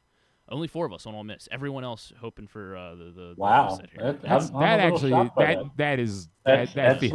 feels wrong. Only 4 rebels here. We truly are. By the way, we should point out the lawsuit against Jake Retzloff was dismissed. So okay, just for factual statements. Happy Hanukkah. Hanukkah. What it is. There you go. To the NFL tonight on Prime Video, it's the NFC West showdown, probably for the NFC West title here. I guess depending what the last 2 weeks go. But Seattle is hosting the Rams, and the Seahawks are laying 1.5 here against the Rams. Just out of principle, after seeing what.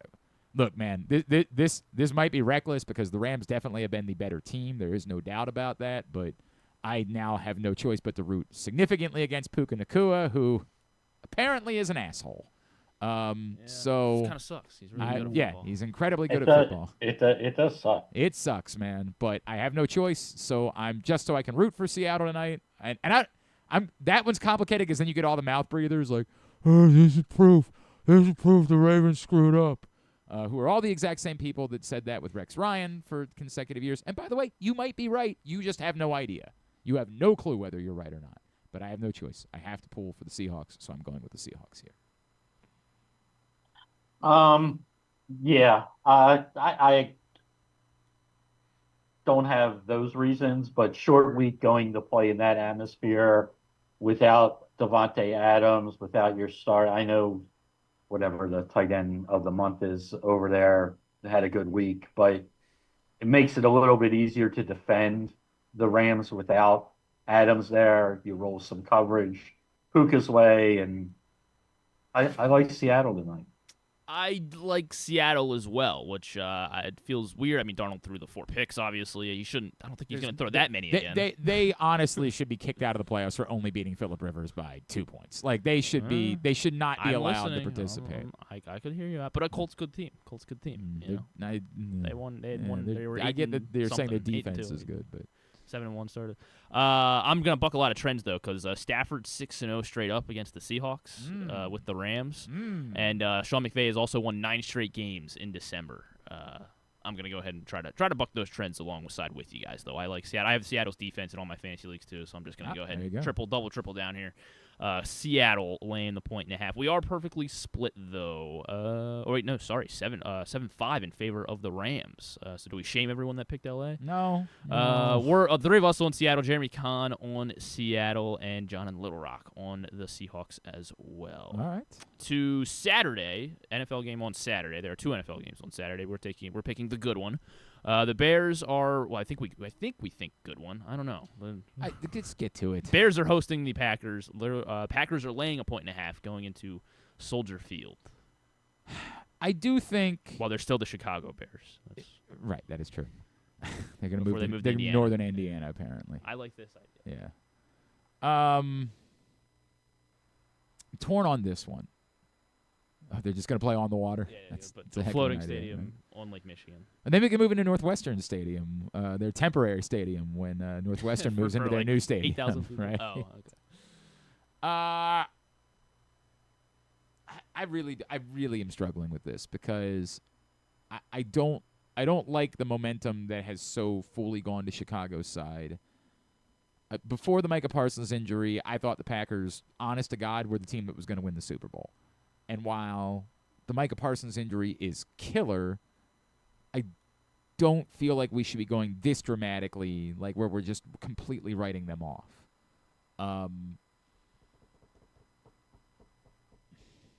This is really tough, man. Said it's 1.5. Yes, it is. Green Bay favored by Packers. I'm going to take the Bears at home. There's something's been missing for me with the Packers all year. Like they haven't shown up in what I would think were bigger games, bigger spots. Bears have everything to play for. Defense is good. The run game has been good. They've gotten enough out of their quarterback. It's a really weird thing. They They went into Detroit and beat the Lions on Thanksgiving, and then they beat the Bears the following week, right? Like I don't know what do you. I don't know. Something's been missing with them for me. Okay. When I watch them, I don't know. I don't know what it is. Well, I guess because we wanted them to be world beaters, and I mean, I don't know. Into the season, I don't know. They just. I don't know. They're just weird with me. They got a bunch of injuries. A bunch of people are really He's mad banged that up. he can't confidently start any of their wide receivers. Well, that part I understand. I Well, do understand the frustration. That beyond pisses me off. But I knew that going into the season. So that's if I still had Tucker. I just need Josh Jacobs to be really, really good this week. I'm gonna take the Bears. They're playing with a lot of confidence. They get turnovers on defense. I like it. Hey, real quick, am I playing Bo Nix, Caleb Williams, or Trevor Lawrence this week?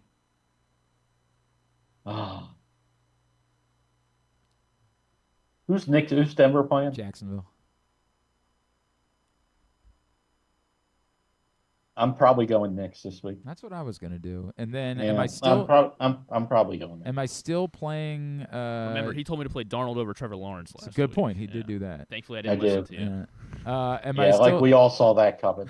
I went out and picked him up and off the waiver wire and played him over both Bo Nix and Caleb Williams. Am I playing Darren Waller still with Quinn Ewers, or am I defaulting back to Dalton Schultz? I got a default. I don't know what to expect in Miami. Awesome, great, fun time. Maybe Quinn Ewers is really good at football. Fun time. And then am I dropping? I guess I'm dropping Devin Neal to pick up my kicker for this week, right? Neal's not going to play. That's over. All right, very good. Go ahead. I'm picking the Bears. Yeah. Okay. I don't know. Do you want my reasoning? I don't Not know. really. There's apparently teams are really bad when they're coming off of a game in Denver. So coming off of altitude, teams are pretty bad. 5-15 against the spread on short rest off a game in Denver. So, and I like the Bears, and I do think the Micah Parsons thing matters. Maybe not as much as we are making it up to be, but I think it matters here. And the Bears almost beat them in Green Bay a few weeks ago. Most of us are on Chicago, including KZ. 4 of you on the Packers. Glenn, Andrew Stecca, Jeremy Kahn, James Revere on the Green Bay Packers.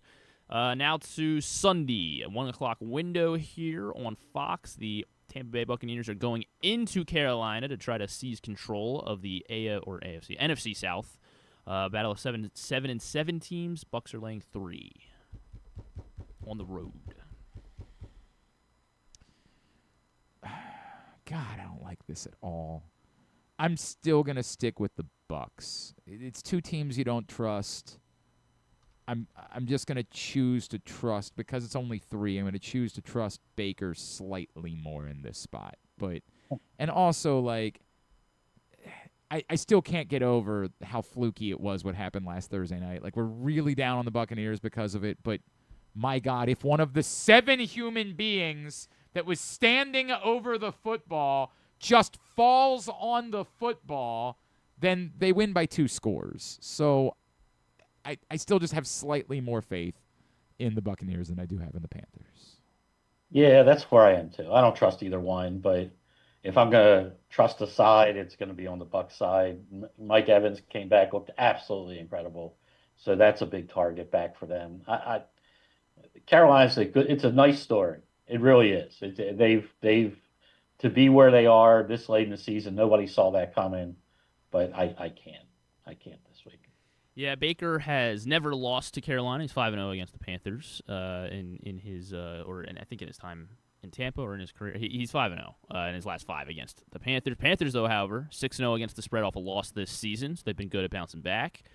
I kind of got away with one, fading Baker last week as a favorite, and obviously not really on Baker losing that game, but I'm going to go ahead and do it again with a home dog here.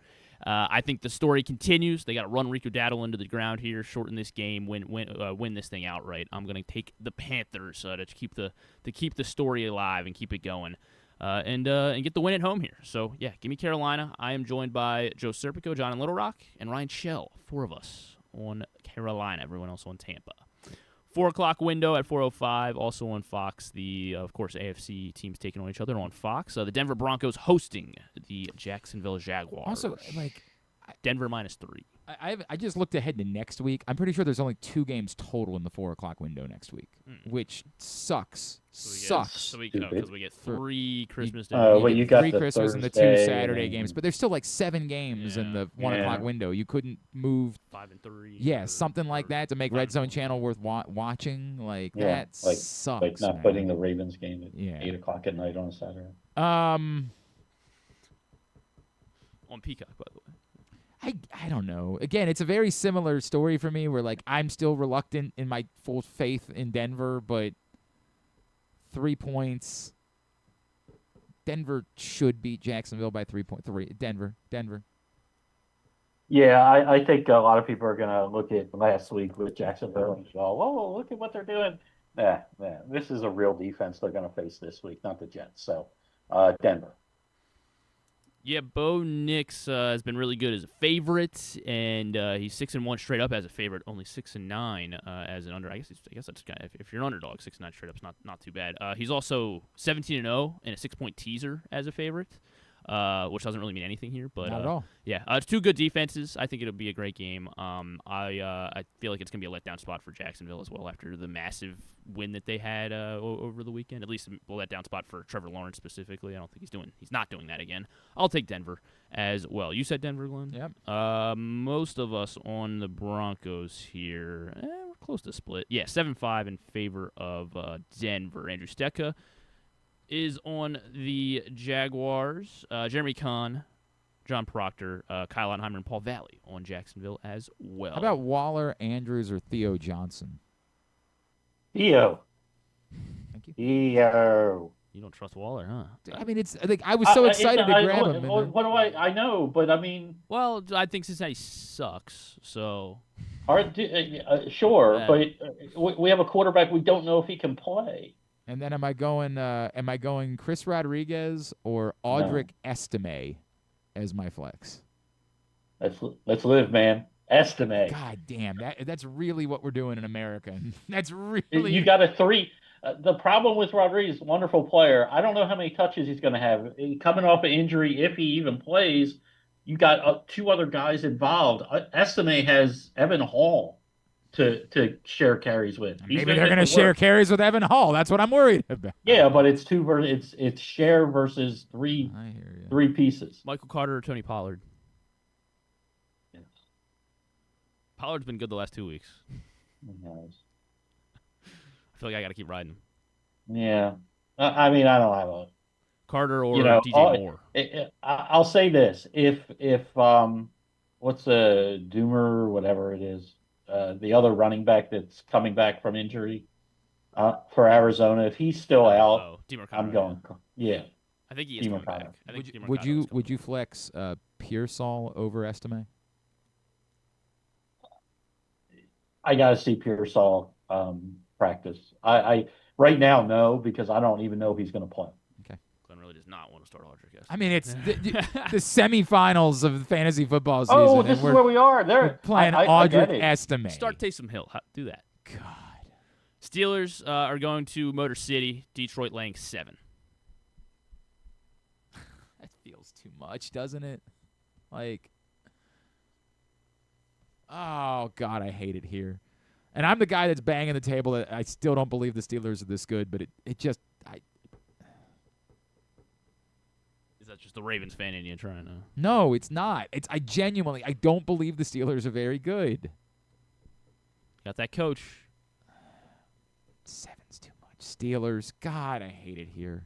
So in games like this, when it's a big thing, here's the deciding factor. Number one, this is like we talk about the Steelers and their need to win. This is must win, like for Detroit as well. Like they lose this game, they're done. Their offense has been good. Most Steelers fans will tell you that they expect them to get blown out. And I feel most Steelers fans have a really good handle on when they're going to get blown out. So I'm going to go with the Steelers fans, and I'm going to take Detroit. Yeah, I have no clue what to do either. I think Detroit's good enough-ish. I think I don't know. They keep they're very banged up. I don't trust Pittsburgh at all though. I'm really mad at myself for thinking that the Dolphins. I don't know what I was thinking. I was really confident the Dolphins would actually win on Monday night. I don't want to be wrong about the Steelers again, so I'm just I hate to fade Dan Campbell here, but I'd rather be wrong and pick the Steelers. The Steelers can still cover, and the Lions still get a big win. So I will take the Steelers as well alongside Glenn, James Revere, and Ryan Shell. Only 4 of us on the Steelers. Sunday night here in Baltimore, Ravens are favorites against the AFC East leading New England Patriots, laying 2.5. Line's wrong. It's a bad line. It stinks. Ravens. No way in hell. I hear you. No way in hell.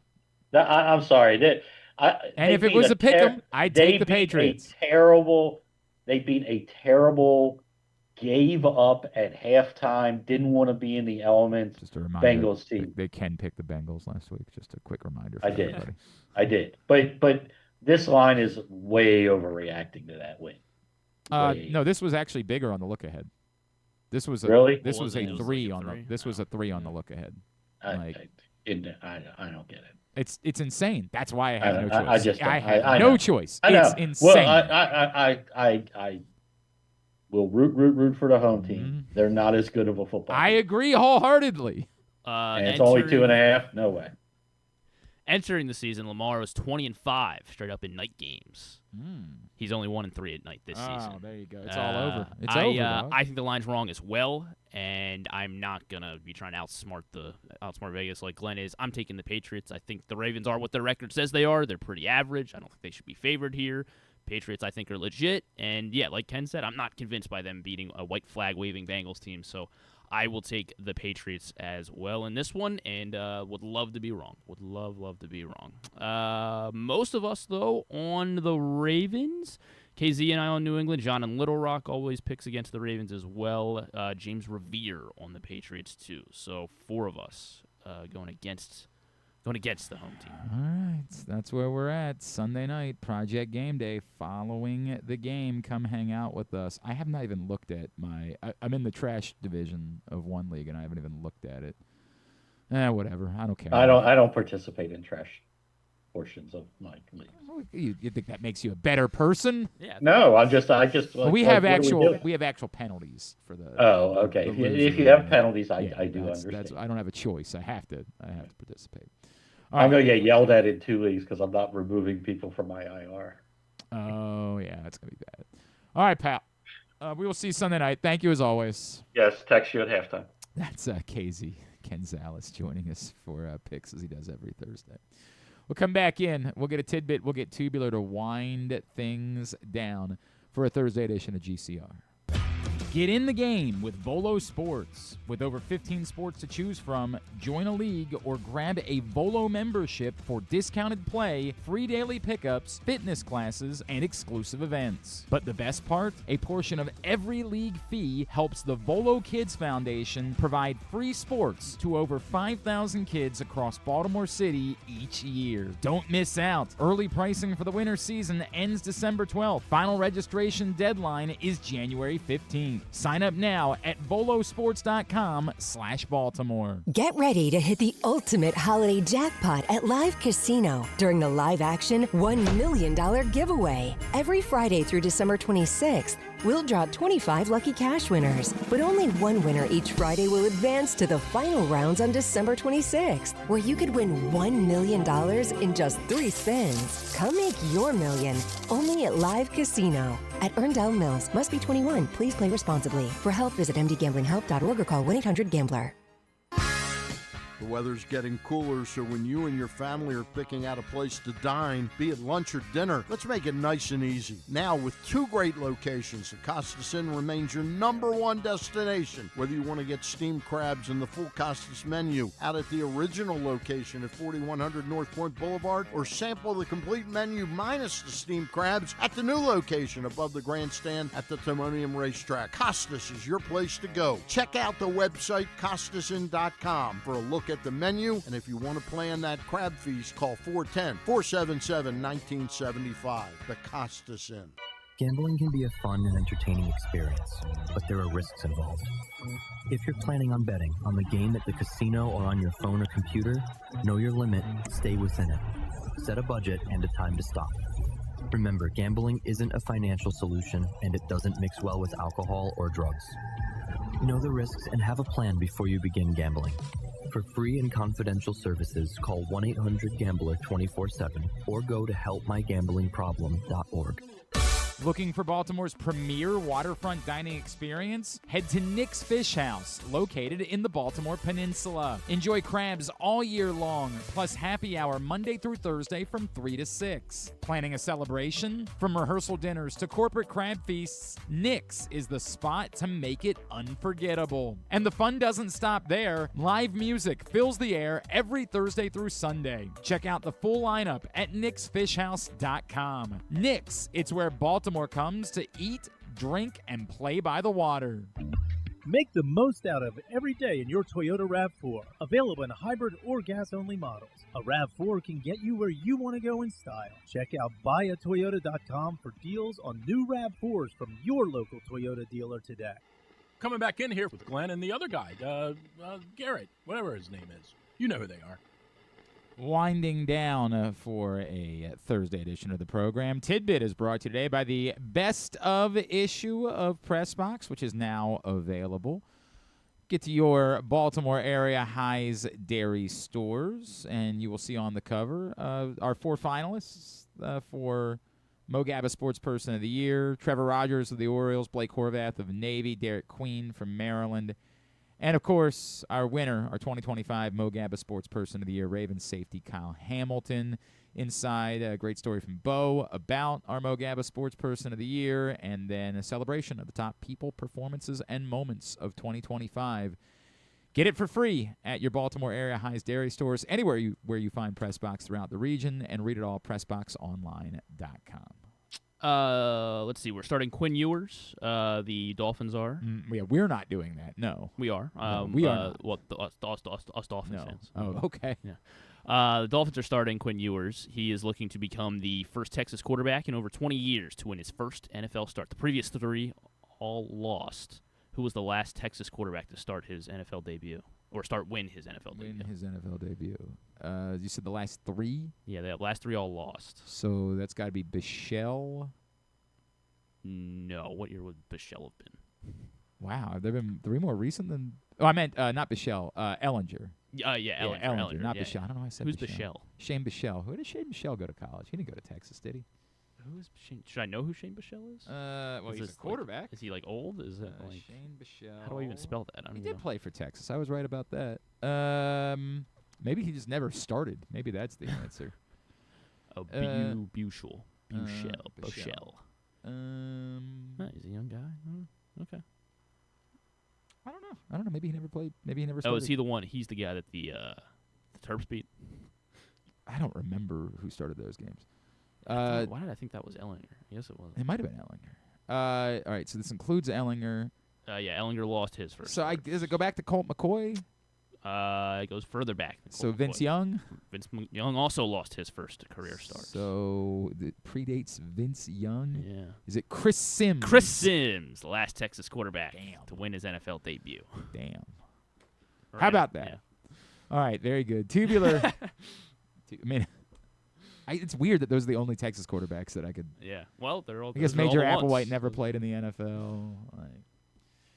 Tubular is brought to you today by Live Casino and Hotel. The best place to watch all the big fights, all the big games is Inside Sports and Social at Live Casino and Hotel. Here's what's coming up tonight, totally tubular-wise. As we talked about, Thursday Night Football. Rams Seahawks in Seattle, 8:15 on Amazon Prime Video. Some drama last night. The Rams had some plane troubles. But they were able to get there. They were safely able to arrive in Seattle. Hopefully good for us in our Seattle. All's good there. There's another bowl game tonight, the Xbox Bowl. Why is this one not on the bowl pick? It's not? No. They just skip over it for some reason. Well, I think this was a Is this late. like an FC? Oh, is it? No, late it's not added? FCS. Missouri State's FBS? Yeah, they're FBS now. What are they playing? I don't know what conference they're in. That's a good question. They Cool. elevated. This was a late addition to the bowl calendar because this replaced the Bahamas Bowl. And I don't know if that had anything to do with upsetting. why. Okay. I don't know why you're that worked up about it. Might explain why it's on ESPN2 as well. Most state is in Coosa. What's that? Coosa. They're in Conference USA. Yeah, Okay. Coosa, yeah. But yeah, that's tonight at 9 on ESPN2, so there is a bowl game. Everything else, you can go to glennclarkradio.com. That's where we got basketball on right now.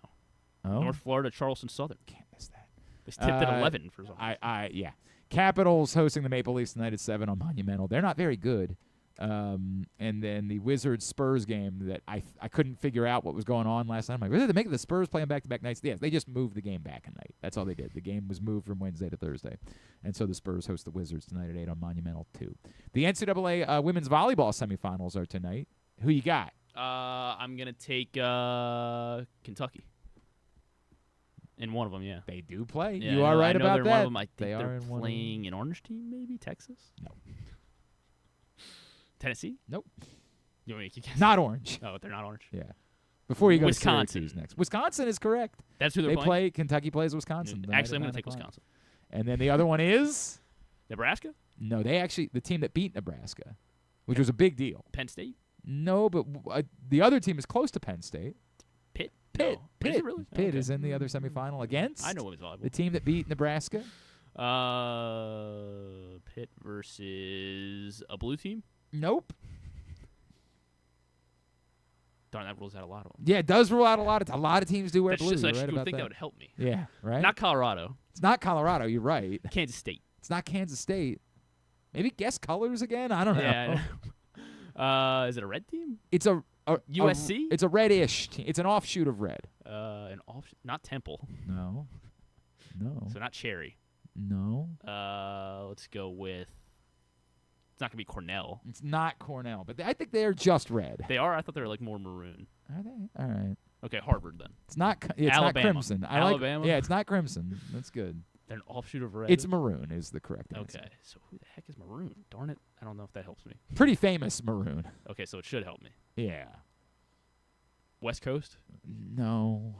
Midwest? It's in the center of the country, but closer to the west. Oh, boy. Oklahoma. No. Darn it. But geographically quite close.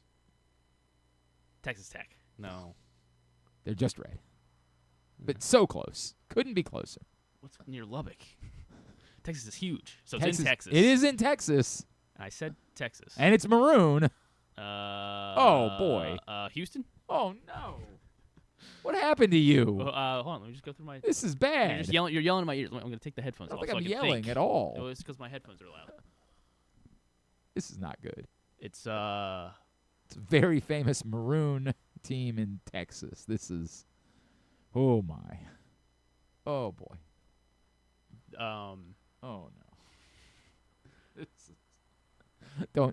Don't send this one to prospective employers. Pitt is playing, though? Pitt is playing against... And it's Kentucky, Wisconsin, the other one. Yeah, right. A maroon. And this team's from Texas. A very famous maroon in Texas. Oh, boy. Oh, boy. Oh, no. That will have to be. Oh, God. This is so bad. What other schools are in Oh, Texas? God. All right, not North Texas. Yeah, not North Texas. They're green. It's not Rice. It's not where Rice. It wouldn't be. Oh, my God. Wouldn't be Abilene Christian. It's definitely a very famous. So it could The be second most famous school in Texas. Texas Tech. You said it's No. not Texas Tech. Oh, my And God. it's not Texas. It's not Texas. They have a very Tech. famous war hymn. So that would be Midnight Yell. Oh, A&M? Overalls. Oh, my God. A&M's not maroon. They couldn't be more maroon. They're what like are you brown. talking about? Are you out of your mind? They're brown. No, they are. Are you colorblind? This is a That- genuine question. Are you colorblind? Apparently. Holy hell. Yeah. John's looking over your shoulder. What's he doing? I'm really wondering if you're colorblind. They're now. maroon? They couldn't be more maroon. That's maroon? That's A&M. That looks brown. It's sure as hell not brown. Every time I look at a Texas A&M My uniform, God. that looks brown. Oh. So what's brown? boy. This was a hell of an event. I don't know what just occurred here.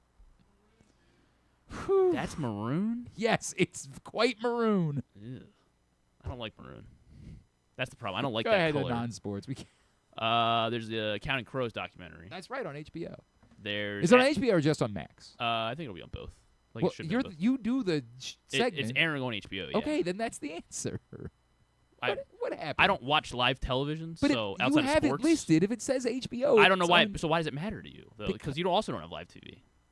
You're right. I will be watching it on Max either way. But if we say it's on HBO and it's only on Max, then other people might be looking for it on HBO. It's and don't available find tonight it. at 9.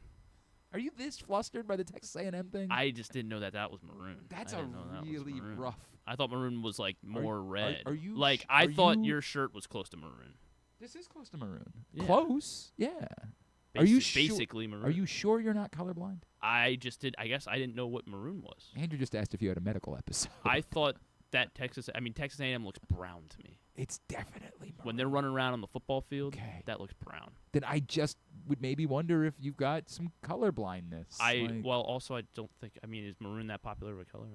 It's not like one of the primary colors. Emily in Paris season 5. Oh boy, everyone's excited about that. Saturday Night Live, the holiday I do special. love that. That makes me- Their holiday highlights. Except for whatever the you wanna call times they took Garrett Morris out of it. It's not Christmas until Garrett Morris sings Winter Wonderland to me. Caleb McLaughlin, Little Steven, and Carmelo Anthony on Fallon tonight. Well, Little Steven is supporting Darlene Love. Alongside Darlene Love. Yeah. That's the. Who's Darlene Love? Oh. Oh wait, she did the Christmas song. Yeah. I know that one. And then also it's the season 13 finale of the Great Christmas Life Fight. Which family are you rooting for? Thank you all for tuning in to the final edition of Glenn Clark Radio. We'll miss you. This is the final one? It was a hell of a run. We're done tomorrow? It was a hell of a run. Thanks today to, I don't remember, Bay Harvey from Hopkins, KZ, Patrick, Bob. Nothing matters. Bob Socci. Because I don't know what color maroon is? You don't know who Darlene Love is. Okay. And the maroon thing was bad. Ask any other 20-year-old, bad. 20, 25-year-old. Bad. What? Get all of it up in the greatest hits section of the Macaulay Culkin and Jason Clarke on Kimmel tonight. tab at GlennClarkRadio.com. I have an issue with Macaulay Culkin because the internet is telling me that he doesn't think Die Hard is a Christmas movie. Like, you guys, I know you think it makes you a cool hipster to be like, Die Hard's not a Christmas movie. Stop it. It is a central figure in the film. No matter how much that bothers you, and I don't know why it does. By the way, we can also watch Die Hard in July if you'd like. It's fine to watch it other times during the year. But it makes you seem so cool and hipster to be like, it's not a Christmas movie. It could have taken place at other times. I guess it could have. In fact, Macaulay Culkin's argument was stupid because he was like, Home Alone had to take place at Christmas. No, that's actually not true. Families could go on vacation in the summer. That's also a time that you could go on vacation. Yeah, but wouldn't have made sense for the bandits, Joe Pesci and Wet the other Bandits? guy. Yeah, it wouldn't have made sense for them to unless be they found robbing out that a a lot whole- of families were going Yeah, on yeah. vacation in the summer, which is another Yeah, time but why would where everyone in the families go on same vacation. neighborhood go on vacation. I don't know if you've during noticed the in week the summer, of there's an awful lot of when I go to July the beach. 16th. It's crazy to me how many people that And you I all know live in the same are neighborhood? At the beach. Yeah, it's actually wild. It's wild how. So you're trying to argue Home Alone's no, not a Christmas movie? Griffin, let's have the real conversation. Not that many people are away for Christmas either. Oh, yeah. They're not. Well, in that neighborhood, you could. I guess you could expect expect bad faith argument from Macaulay Culkin. Well, so I'm out on him. Well, his neighbor wasn't out of town. It's just kind of that's saved true. his life. That's a great point. One of them was not, and he wasn't, for what it's worth. So it's almost like it could be exactly like that in the summer. Not everybody is on vacation at the same time. I love Macaulay Culkin. I love Home Alone. And I love all of you doofus hipsters that feel like you have some grand statement to make. You're just wrong. It's okay. If you watch Die Hard in June, great. Awesome. It's still a Christmas movie. Thank you for coming to my TED Talk. Thanks to everybody at PressBox, all of our great sponsors and partners, including Volo Sports, 1-800-GAMBLER, helpmygamblingproblem.org, your Baltimore area High's Dairy Stores, Nick's Fish House, CountySports.zone, your local Toyota dealer, buyatoyota.com, the Costas Inn, and Live Casino and Hotel. Thanks to Griffin for most of it. Follow him. I guess I'll study my colors. I'll study my colors. Follow us, Twitter, Instagram, and TikTok at Glenn Clark Radio. Have a great Thursday evening. Go not Puka Nakua. Duke sucks.